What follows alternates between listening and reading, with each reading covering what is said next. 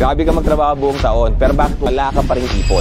Ang problema ay hindi ang kita mo. Ang problema, ang psychological wallet mo. Ayan, feeling mayaman ka kasi kung gumastos, di ba? Ang psychological wallet, parang totoong wallet to. Kapag maliit, konti lang ang kasya. Pag malaki, mas marami ang malalagay. But here's the twist. Ang psychological wallet ay ang maximum income na sanay ang utak mo na kinikita mo. Kapag sumobra ka dito, ay gagawa ng paraan ang utak mo para bumalik ka sa normal. Parang nung nakuha mo yung 13-month pay mo, kung sanay ka sa 20,000 per month na income, nung naranasan mong kumita ng 40,000 a month, nag-isip ka na agad, yung utak mo gumawa na agad ng mga plano. Ano yung bibiling ko? Anong gagasin ko? Saan ako kakain? Ano yung gadget na bagong papalitan ko? That's how psychological wallet works. Kasi nga, 20,000 lang ang normal psychological wallet mo. Pansin mo, kahit magdagdag ka ng extra income, ang bilis na uubos. Pero imagine this, if 100,000 ang psychological wallet mo, 20,000 ang income mo, kahit maging 40,000 pa yan, hindi mo to gagastusin dahil hindi niya naabot yung maximum income sa utak mo, which is called the psychological wallet. Ang tanong, gagastos ka ba? Mag-iisip ka ba kung ano yung mga bibili mong gadget? Hindi ba? Actually, mas magsisipag ka pa because your psychological wallet is bigger than your current income. Kaya kung gusto mong yumaman, hindi lang laging pagpapalaki ng kita, kung hindi kung paano mo papalawakin ang psychological wallet mo. Ikaw, magkano psychological wallet mo? Kung gusto mong yumaman, palakihin mo na muna yung mindset mo.